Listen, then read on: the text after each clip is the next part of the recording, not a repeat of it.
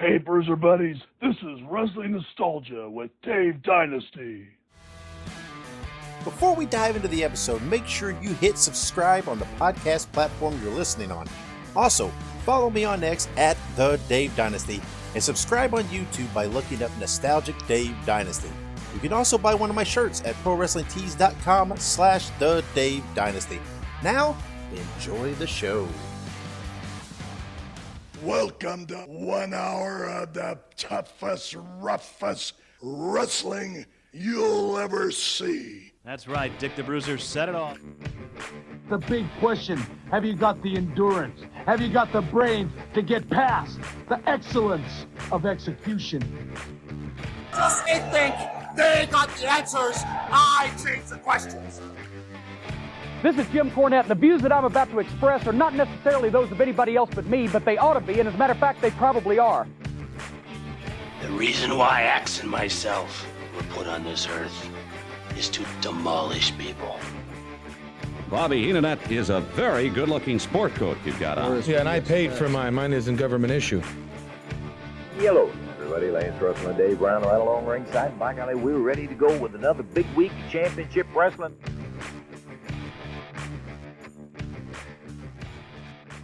Greetings, wrestling fans, and welcome to Wrestling Nostalgia. I'm your host, Dave Dynasty. Thank you for joining me for yet another episode. And we have a fun one today for you, folks.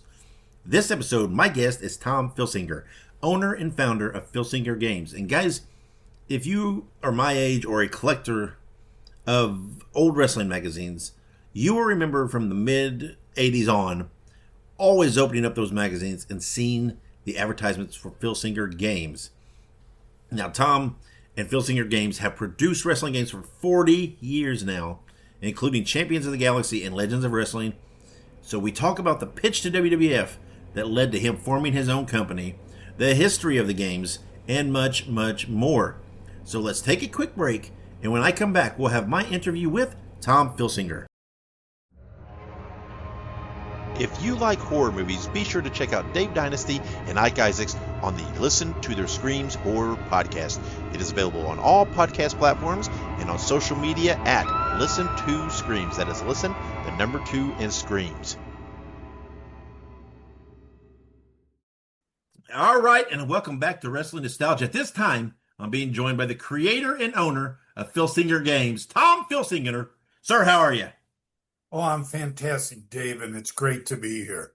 Well, thank you. I appreciate it. And it's funny because you were such a part of my childhood inadvertently.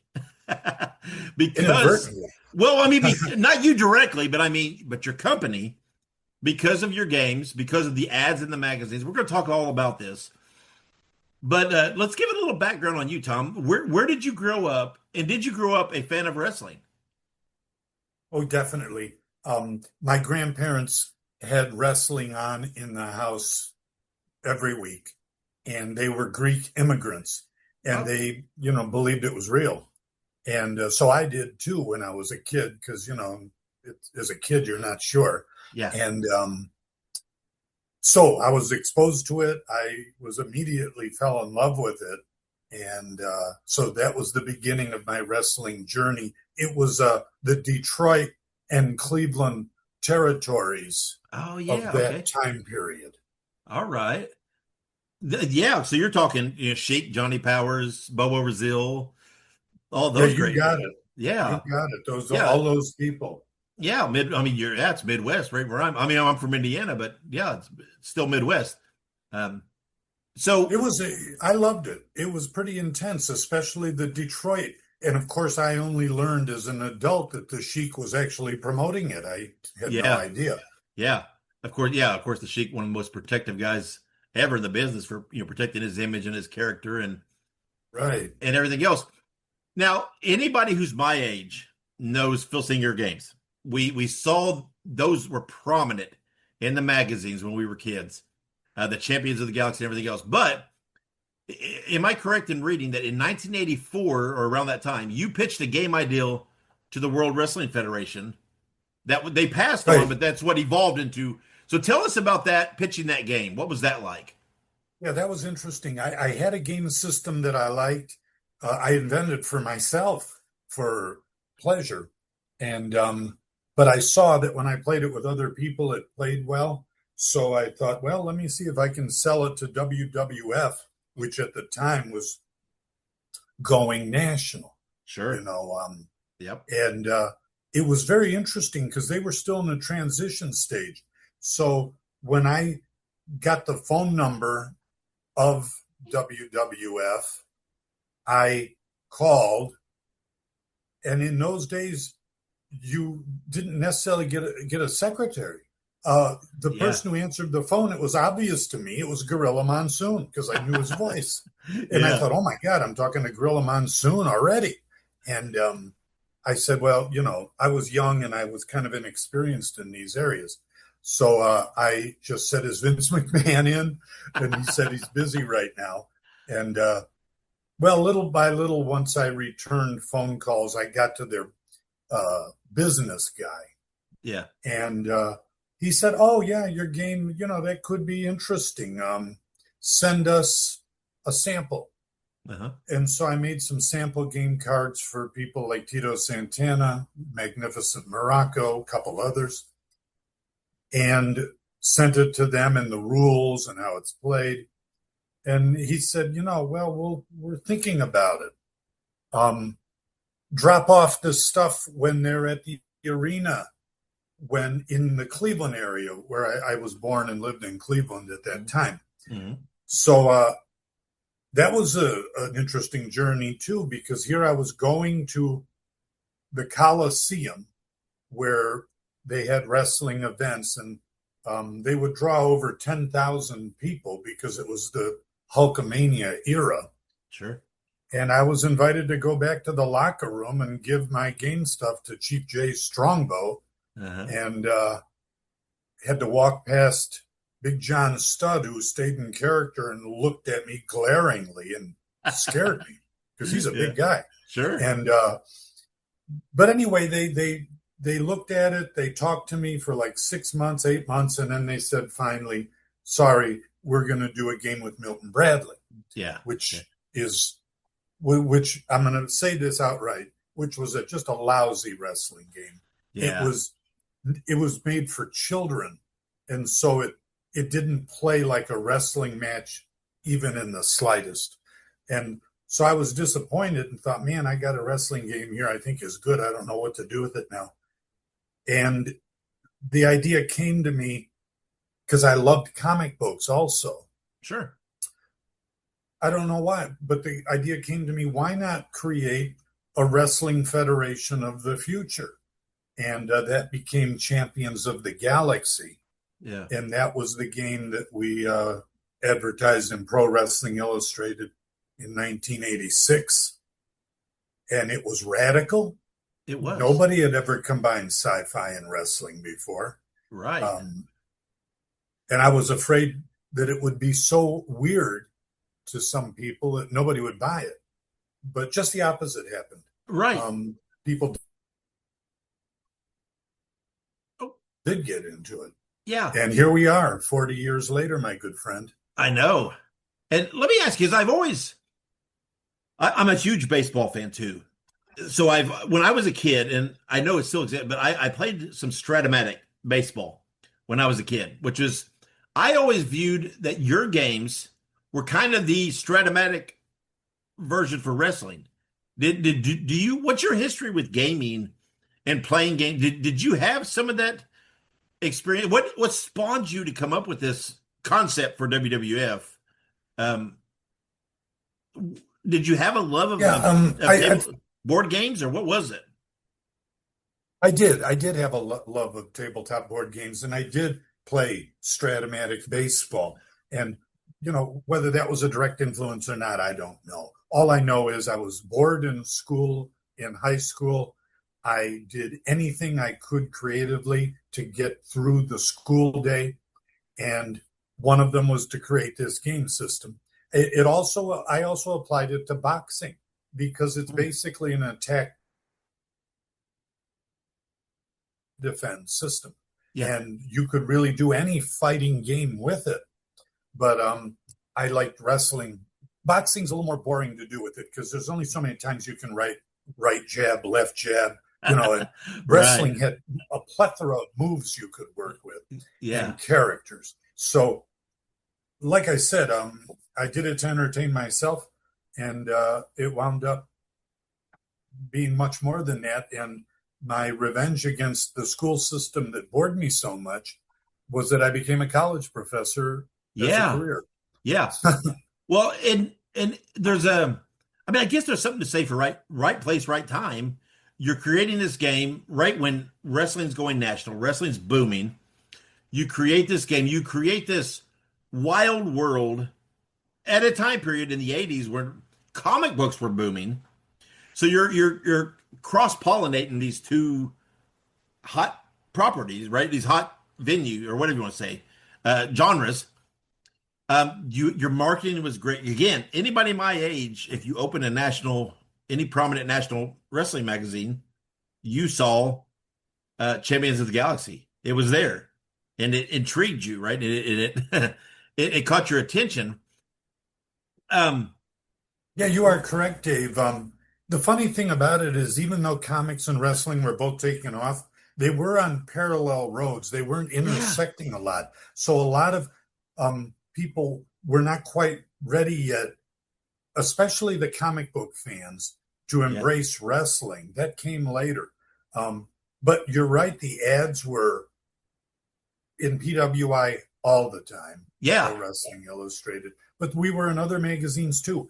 And what I found was I loved making the ads because I would feature a different character every 3 months or so. Right. Because I found that, let's say I put out an ad with Star Warriors, the main guy, or Bishop Hell, and the sales would be high, spike in the first month when people first saw it, and then go down every month. So by the third month, it was just maybe breaking even. So I would always put a new character because, different characters appeal to different people. At some point, somebody says, oh my God, Death Knight, he looks really cool. I got to get this game. Yeah. And then somebody else spike next time. So there was a constant. I've got all my PWIs in every magazine that my ads have ever been in. I keep everything. Sure. And I don't have easy access to them because I store them away. But we were all over the place in those publications throughout the 90s until the magazines started to fade and the internet became more important than magazine ads. Yeah, right. Well, when on your release, when you're coming up with this game, you're coming out with the magazine marketing blitz.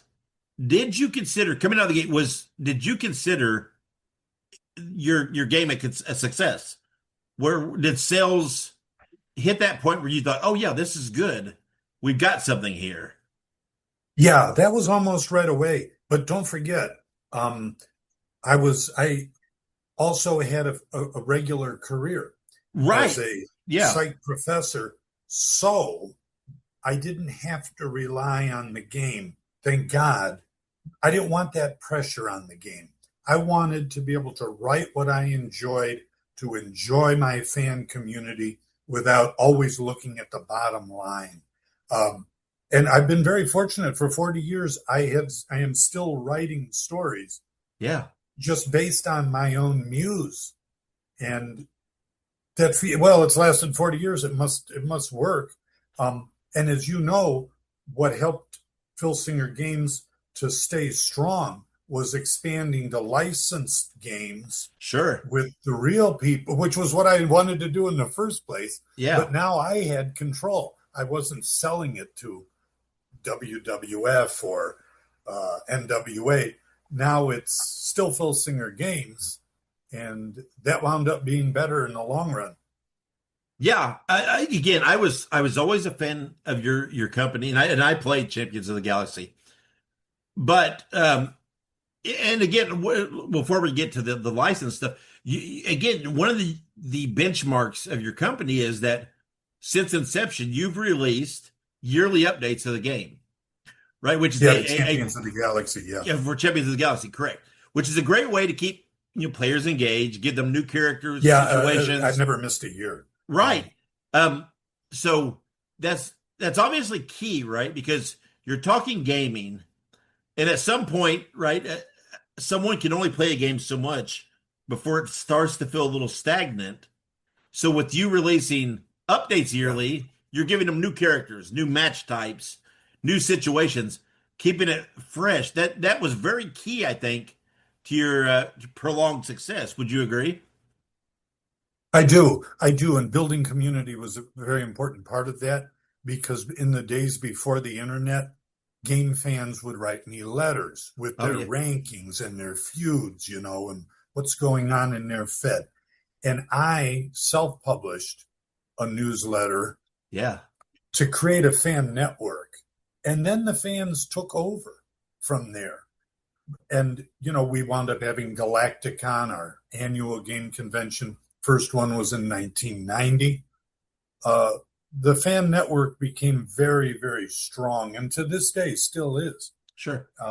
It's been a real blessing. I've really enjoyed it. And now, as you know, we release new game stuff quarterly, every 3 months, for Champions, for our Legends of Wrestling card game series with the real legends of for the last 100 years. We've gone all the way back to Frank Gotch 100 years ago, but also indie. We work with indie promotions, and I love to promote the indie wrestlers because, a lot of them are working very hard to try to become known, and they've got other jobs because, they aren't making much money at it yet. They're weekend warriors, and they're proud when they get a Filsinger Games card. Yeah. It's almost like it shows they're starting to make it. And I love to encourage them and reward them for for their love of wrestling. Yeah.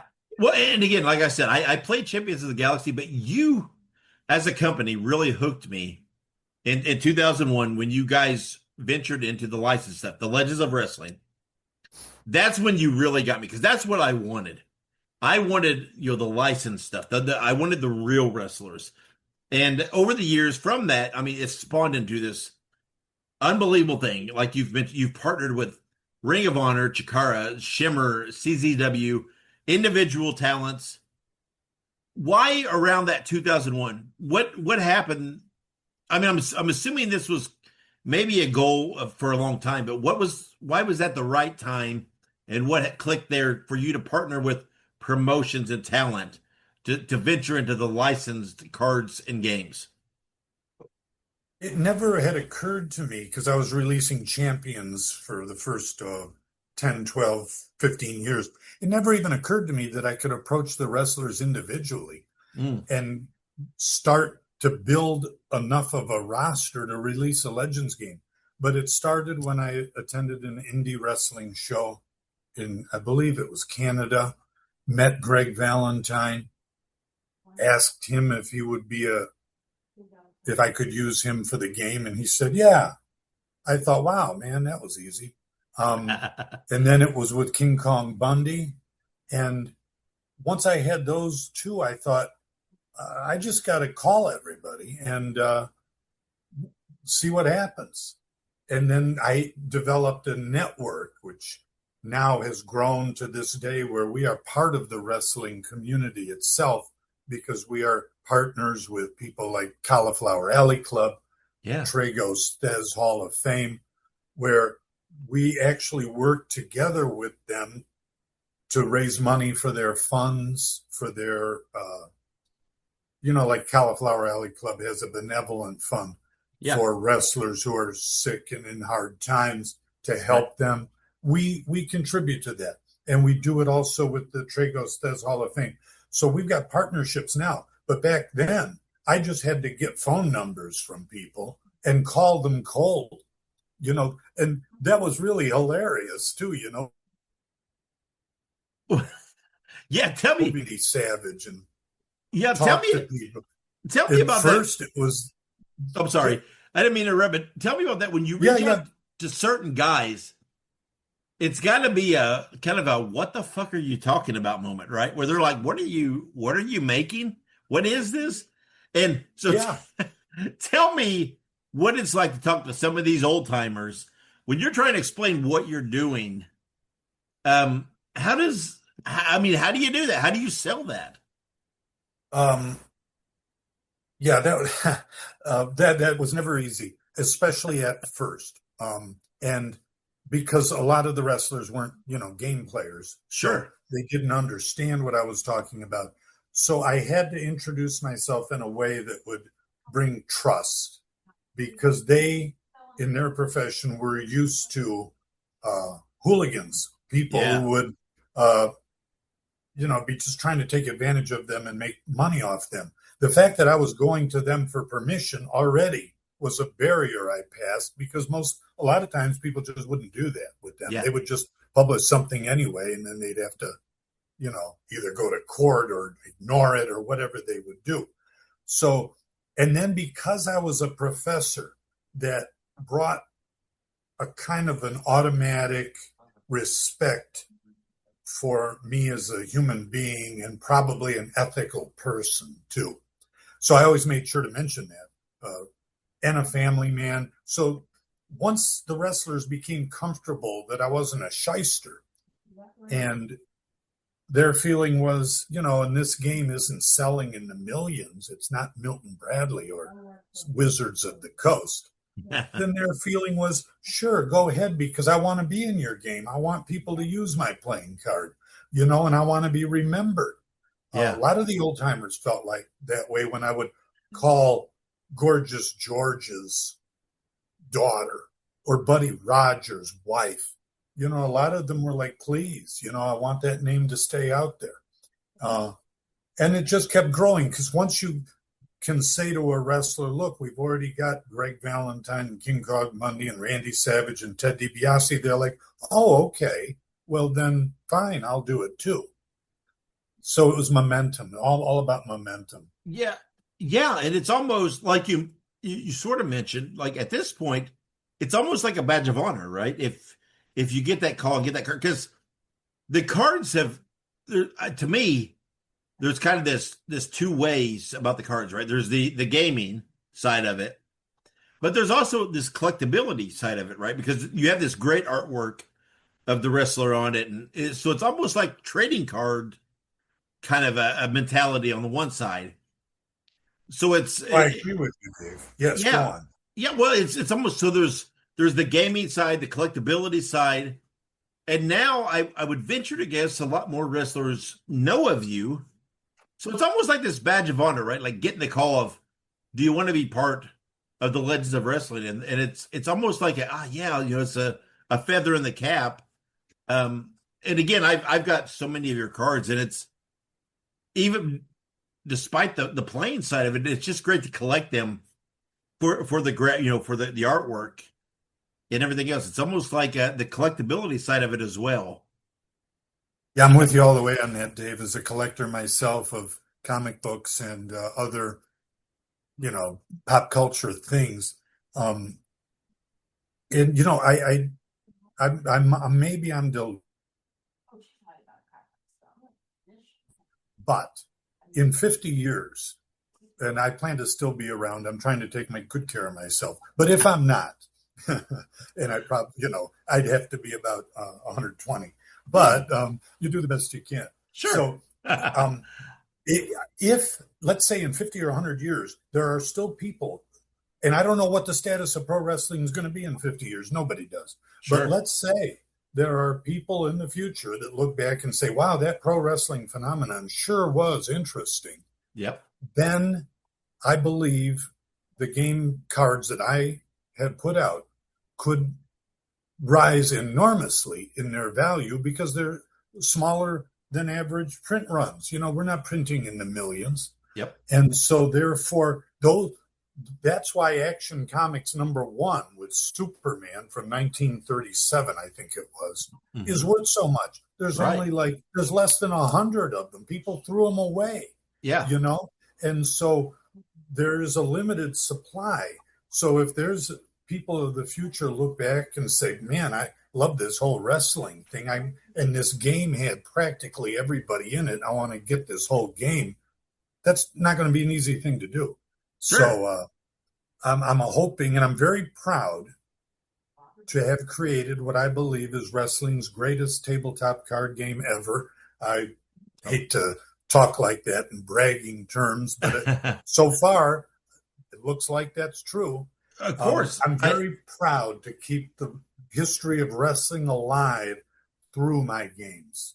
Yeah, again, I don't think there's any question about that, because when you think of wrestling games, tabletop games, right? You're what comes to mind?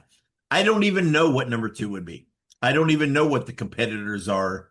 I know there's other products out there, but I don't know what they are, because to me, you have defined the marketplace. You were there, right? You created the marketplace in my mind, and I have so many. I have a lot of your cards, and I do play, but I don't play as much as I used to, obviously. But there's still certain guys when you come up with cards, like I have to have that because I want that card, I want that artwork, I want that just because as a piece, right? Not even from the gaming side. So yeah, I think you hit on so many different veins of the professional wrestling world, right? Not only the gaming, but the collectability, the nostalgia. I think there's so many avenues you hit on that it's pretty remarkable. But let me we'll swerve a little bit, because in 2005, you wrote a book titled The Dark Menace of the Universe. So tell us about writing that book, the idea for the book, and why that was the right time for you to publish something, about you and gaming. Yeah. Well, the fan base was very, very rabid and strong at that time. And I just felt, I'm a writer, I'm a creator. I don't want to just write game stories, which I enjoy writing, but I also want to write other things too. And so I wrote that book. It also had my psychology interests in there, because there were chapters on the psychology of the creative person, psychology of creativity. Yeah. And the book was, it sold out in 3 printings I've done, and it's now out of print. I'm happy to say it sold well, even to non-wrestling and game fans, because of the psych of creativity part of it. Yeah. But mainly the book was about how the games were created.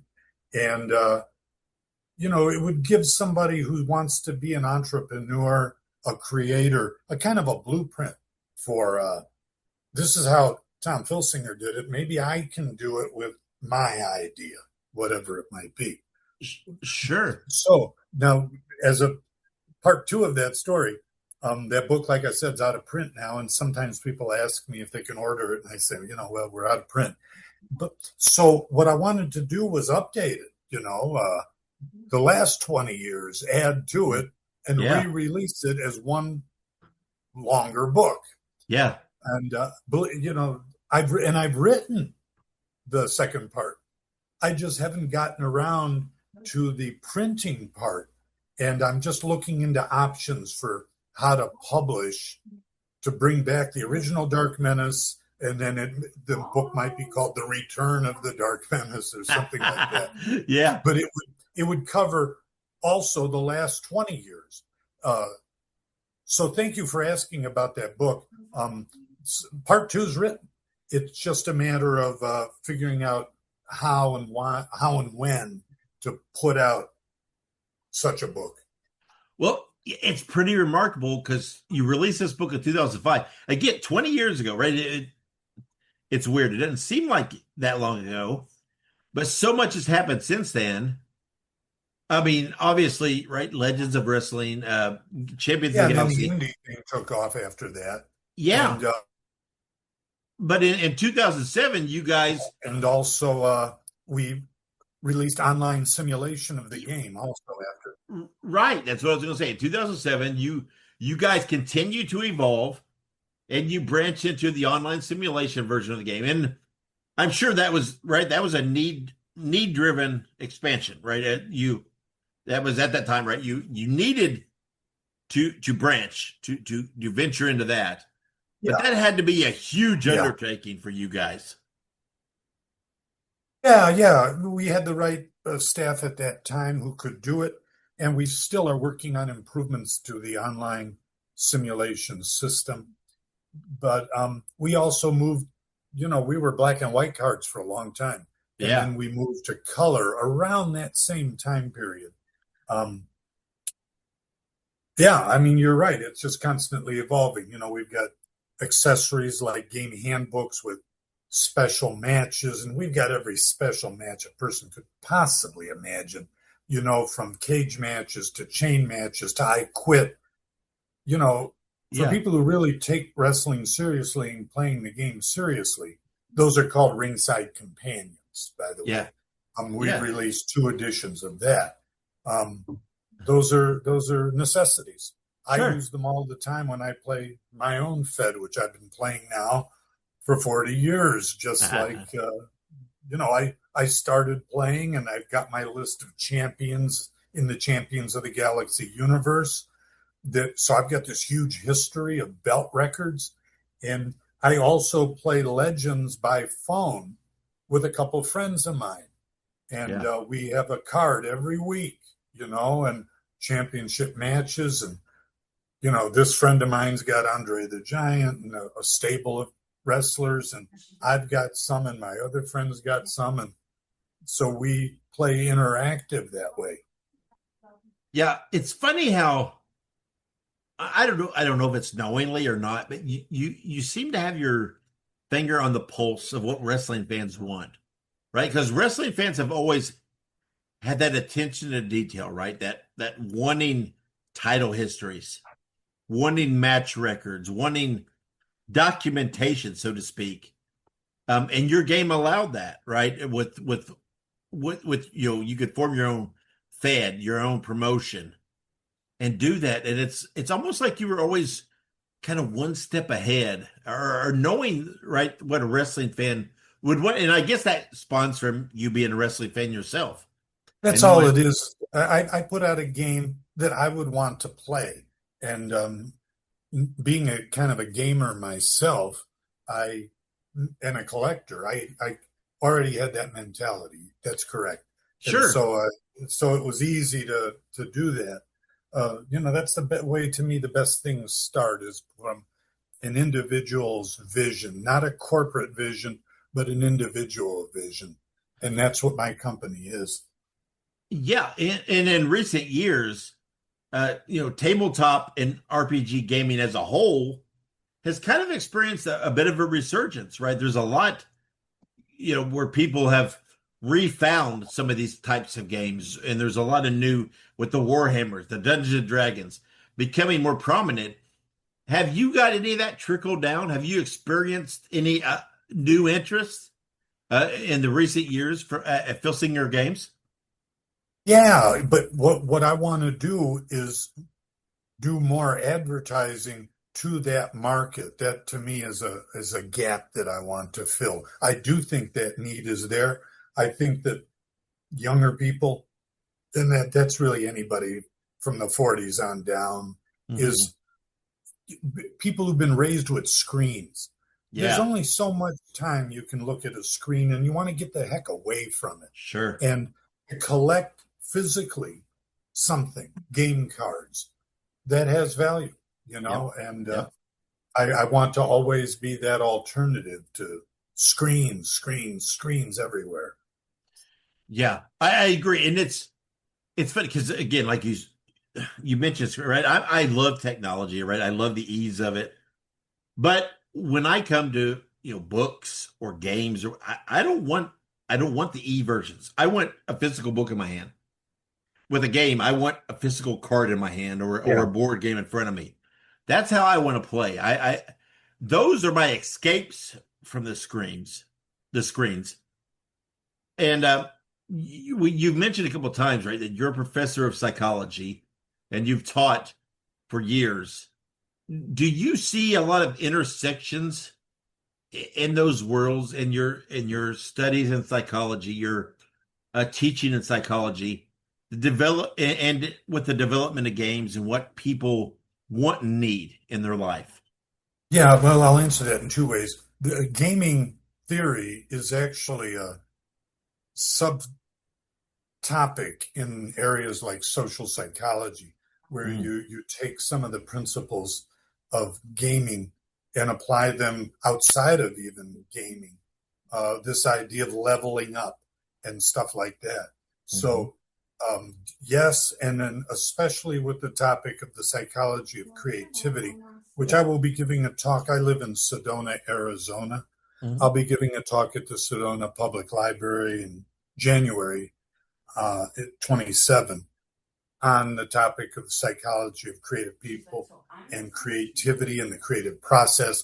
That's the area in which I enjoy the overlap the most is creativity.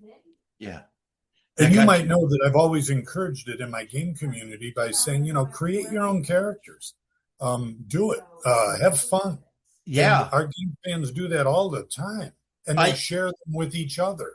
I didn't have that in my notes, but that is a point. I've had many acquaintances and friends that I have picked up game carts for certain guys that may not be of the level that would necessarily make Legends of Wrestling right now, but like if you want to run a Memphis game or a Memphis card, some of the lesser talents, right, the undercard talents, I've totally had guys that have created cards for some of those wrestlers that I've picked up over the years.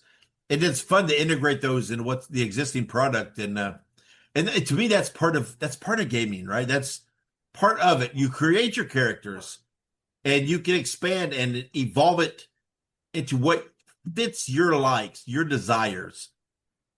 And it's fascinating because to me, gaming, in this sense, tabletop, that's an escape to me from technology.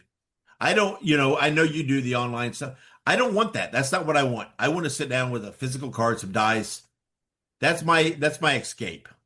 That's my disengaging from technology, getting back to something, a little more, I don't know what you would call it, primal or whatever it is. Something from my childhood. There's a lot of nostalgia there. And there's something to me that is so satisfying to know that this game company and this product that was there in 86 when I was reading the national magazines is still there. Is still producing games, still producing cards. And then I'm still on board with. There's something there that for the nostalgia, I don't know what it is, right? It's so satisfying to me to know that you guys are still in existence. Oh, thank you, Dave. That's nice to hear. And I think that you and the people listening to this will be very pleased to know that not only is this game have historical significance for wrestling, the effort we put in to making the game card reflect the wrestlers and their abilities, the attention to details, amazing. The people that help write the game cards, they watch matches of the people. They make sure that the finisher makes sense, that the setup moves are part of their move set, that SD Jones isn't going to go out and defeat Harley Race all the time. Now that doesn't mean that SD Jones might not get an upset victory. But it's all, very meticulously thought out and planned out. Because when you have these matches across generations, that's always really interesting, Sure. How about Gorgeous George versus the Sandman, or something, those are dream matches that could have never really happened. And now you can do them, you can do anything with this game. It's a real challenge to do that. It's really a lot of fun, but we put a lot of effort into it. And when I would talk to the wrestlers themselves, some of them I taught how to play the game. Some of them really wanted to learn, like Buff Bagwell was into it. And Sabu, I played with, unfortunately, I played with Sabu about a year before he passed away. But and he, played it, and he wanted Randy Savage, to play, and we had a match, and it's tons of fun to play with the wrestlers themselves because they get, how they are, they get animated, like, oh my God, what happened there? Yeah, I should have beat this guy. Oh my, but they're just joking around, but they're having fun. Ox Baker was, and that's another one who passed away, but he was a blast that way too. Yeah. Well, and we mentioned earlier, we talked about Gen Con. How much have you guys ventured out to conventions and such to expose, to put out your product and your games out there? I did it all the time in the zeros and the teens. 2000 through about 2015, I was doing 3 or 4 conventions a year. Gen Con was a regular. That was awesome, and we loved visiting Indianapolis. Yeah. Origins in Columbus was another game one. Motor City Comic Con in Detroit, Pittsburgh Comic Con. Most of it was East Coast because I lived in Cleveland and New York at the time. And so New Jersey, we traveled all the time. And it was a good way to not only to promote the games, but to meet game fans in person. And that was special to me and still is. Like we just had a Galacticon here in 2 locations it was the end of July. We had it in 2 locations. No, it was the end of June. Now I'm getting all mixed up. It was end of June. We had it in 2 locations in Pennsylvania and Burbank, California, which I went to because that's closer. And meeting the fans in person, there's nothing more enjoyable than that. It really is. Then you see their enthusiasm, you feel it, and, like, wow, this game, it's having an impact in people's lives when you see them in person. Yeah, well, it definitely has. And 2026 is obviously kind of a monumental year for your company because it is the 40-year anniversary of Champions of the Galaxy. Is there anything that you can divulge? Are there special plans to celebrate? Is there anything you can give listeners to, how are you celebrating this 40-year anniversary? Yeah, well, I hope I don't miss anything, but we did a special game edition with Champions of the Galaxy earlier this year called Secret History 2. And we had a first Secret History set a couple years ago. But this one featured a new game edition, new artwork by our original artist, Chuck Carter. Mm-hmm. Well, that was very special for our 40th celebration because I hadn't worked with Chuck on a game edition since like 1993 or something, it's been a long time. So that was special. And we might have some more little surprises cooking this year.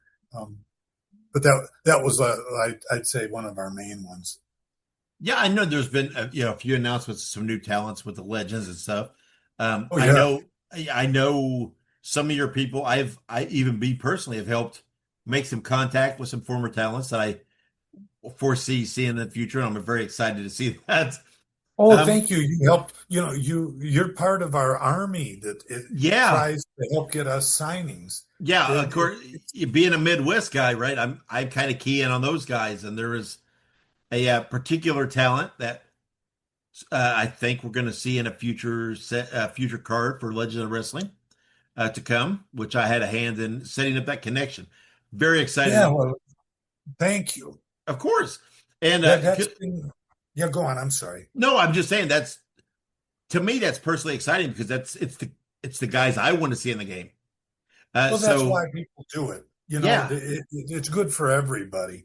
I remember when Bruno Sammartino called me at a home, and every now and then those phone calls are not planned.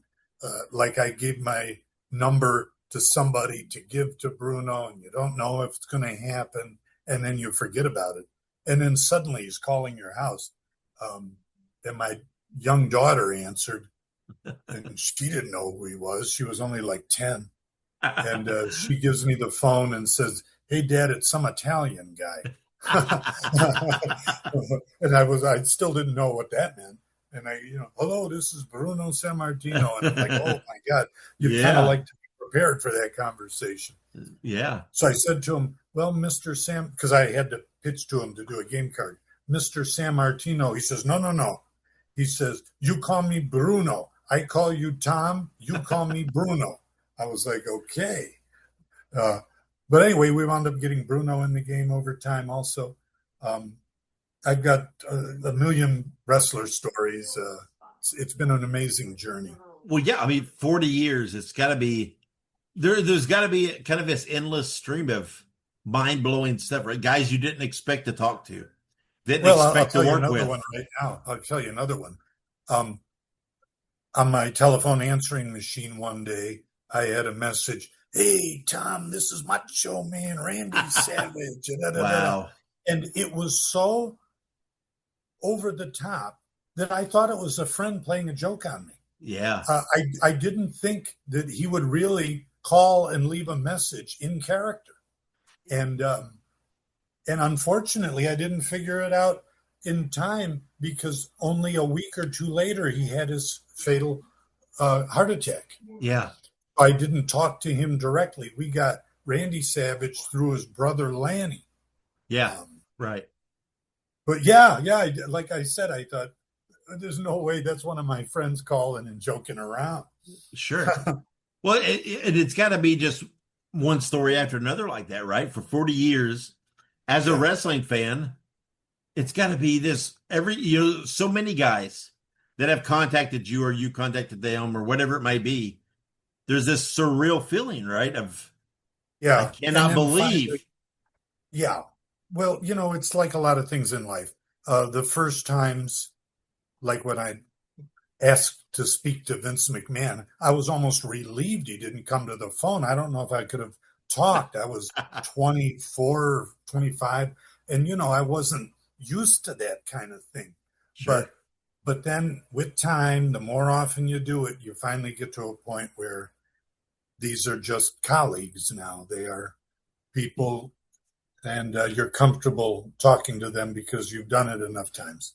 Yeah, and going back to that love of comic books and that combination of wrestling and you got to work with Stan Lee.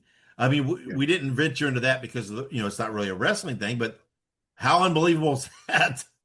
Well, that was more unbelievable than anything else because I was a big comic book fan and wrestling fan as a kid, but comic books, had more of an imaginative component to them by the way they are. And Stan Lee was my hero. Right. So no, I never envisioned a day where he would ask me, and it's not just that we work together. It's that he asked me to work with him, not the other way around.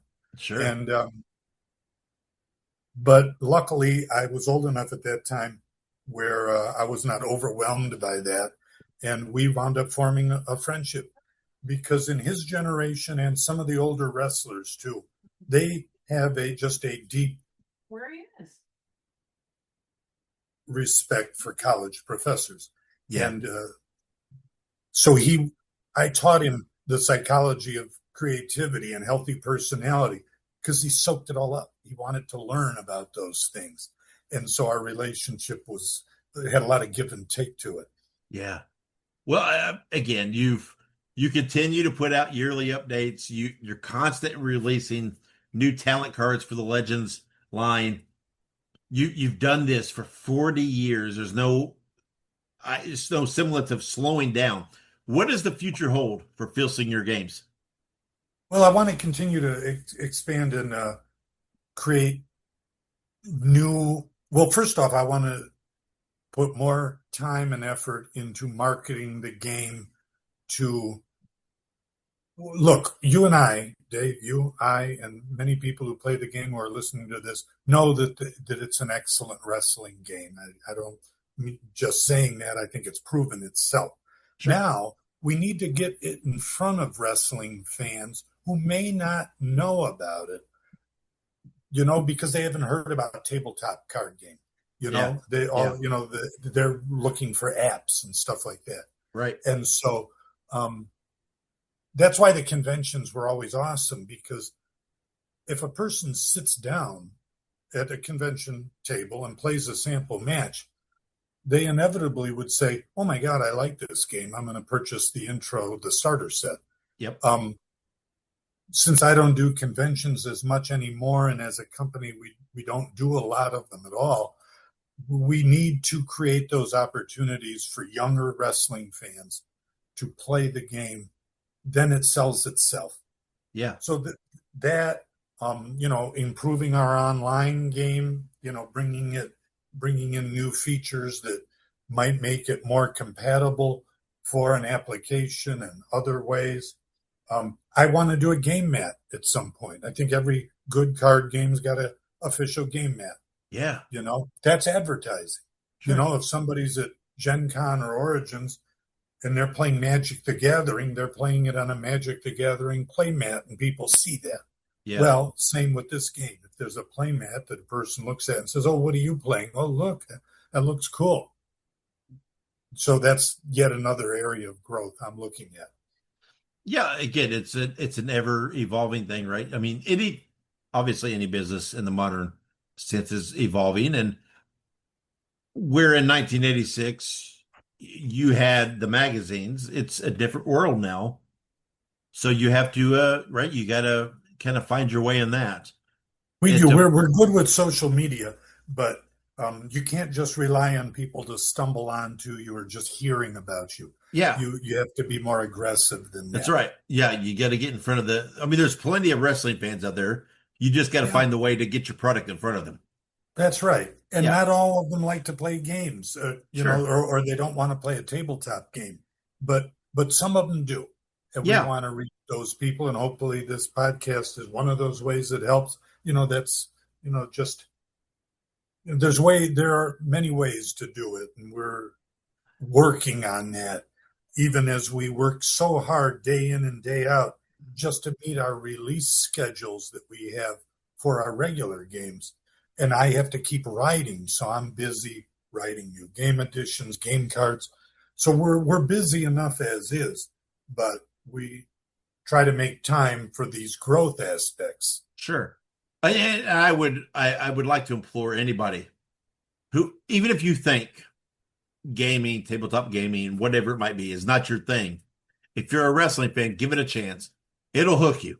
You'll like it because it hits all those key things, right? With being a wrestling fan, it satisfies that urge, especially if you have a nostalgic view of wrestling.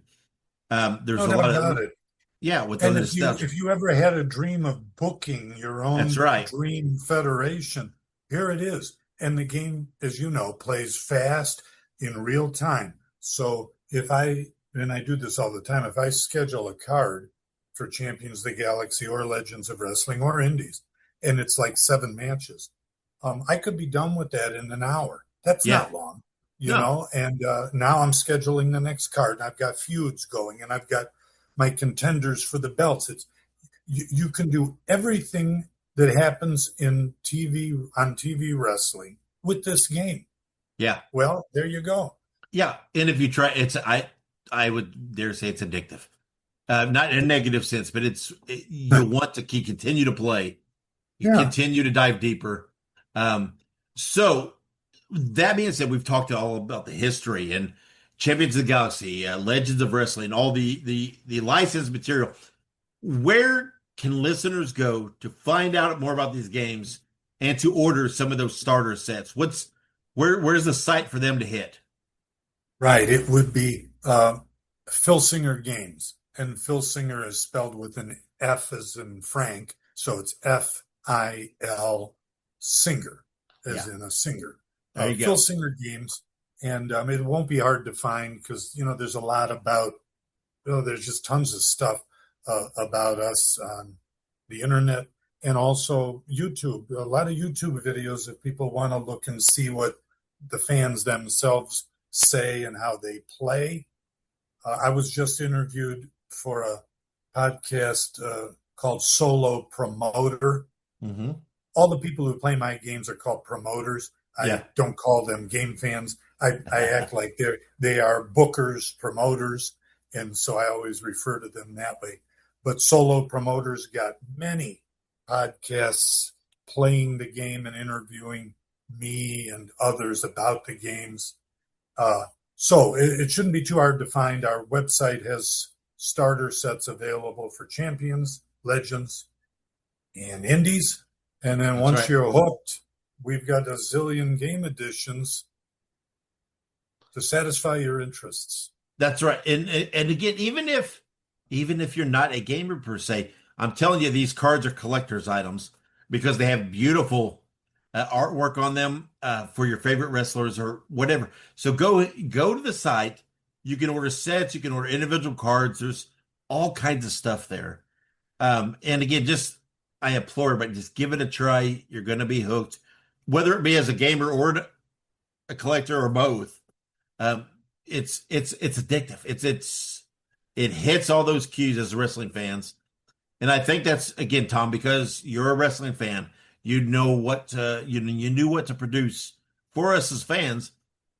I've always, like I said, from day one, I remember I'm a longtime wrestling fan and remember your games all the way back from when the ads first started appearing. And I still love it. Again, I'm very hooked into the Legends of Wrestling and that stuff because that's what I like. But I implore people to go check it out. And then also while you're out there, go look at your used bookstores online and whatnot. You can still find copies of The Dark Menace of the Universe, Tom's book from 2005. You can find used copies of that, and go get one because it is a pretty fascinating look at a little deeper dive into the gaming and the development of the game. It is a remarkable world that a lot of us take for granted, right? We play the games, but we don't know the nuts and bolts behind it.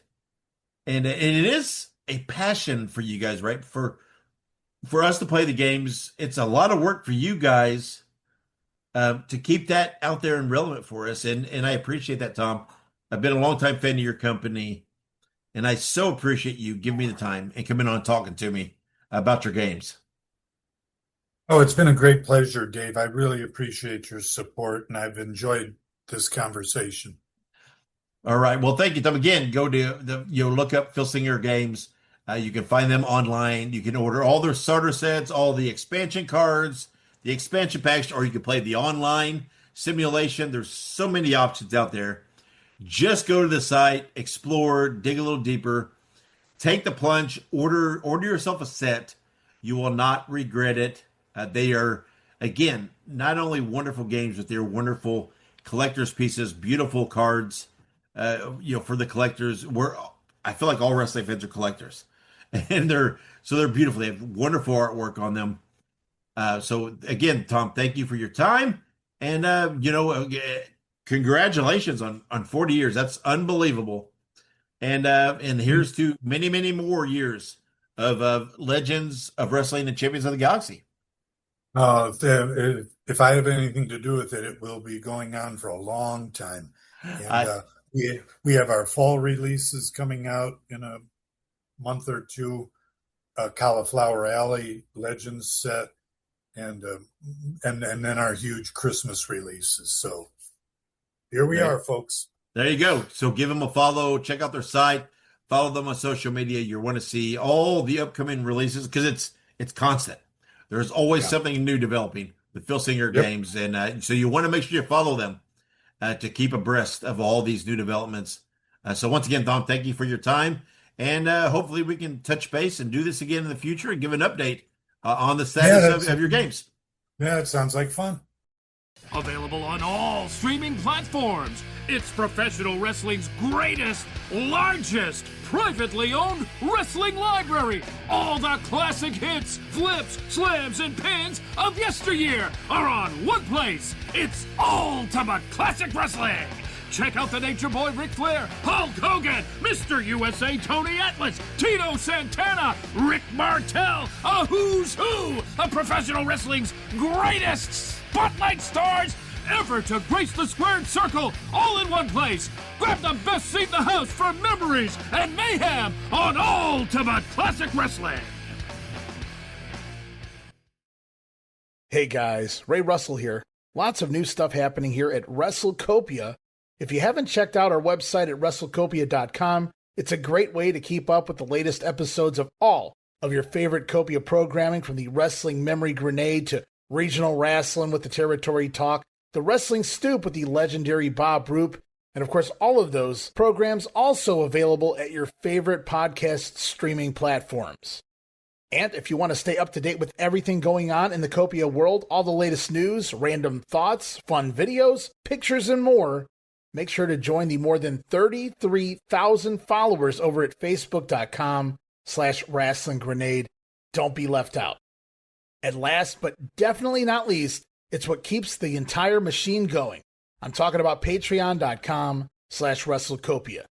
We appreciate your support in helping us pay the bills to keep the WrestleCopia podcast network running and enabling us to continue to bring you all the quality programming that we offer. Okay, and thank you to Tom for coming on and talking to me about Filsinger Games and the big 40th anniversary this year. We will have Tom on again in the future to discuss the company more and other new products coming from Filsinger Games. Of course, if you listen to the show every week, you know I have an ad. We have an ad for Filsinger Games. We have partnered with them for a while. I love their games and what they do. So there will be more talks with Tom and more discussion on those games in the future. Guys, be sure to follow me on social media. I'm on pretty much any platform. Just look up Nostalgic Dave Dynasty and you will find me. Also, be sure to subscribe to me on YouTube for lots of classic wrestling content, plus all of my various podcasts. Also, go check out all the other WrestleCopia Network podcasts. There's lots of great shows, and you can find the individual podcasts on your favorite platforms, or you can visit WrestleCopia.com. Now, while you're out there and you're subscribing to me on social media, you're following WrestleCopia, you're checking out Filsinger Games, also be sure to check out my friends at the Ultimate Classic Wrestling Library.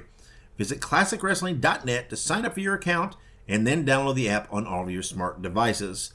All right, guys, thank you for listening. Thank you for joining. Be sure to subscribe to me. And if it's appropriate on whatever platform, please rate and review. That gives me lots of help in the algorithms within these podcast platforms. But thank you, everybody, for all of your support. And until next episode, wherever you go and whatever you do, be good, be safe, and always keep on growing. Fans, we brought you All-Star Championship Wrestling. This is Sam Manager thanking you for being with us and saying until next time, so long, everyone.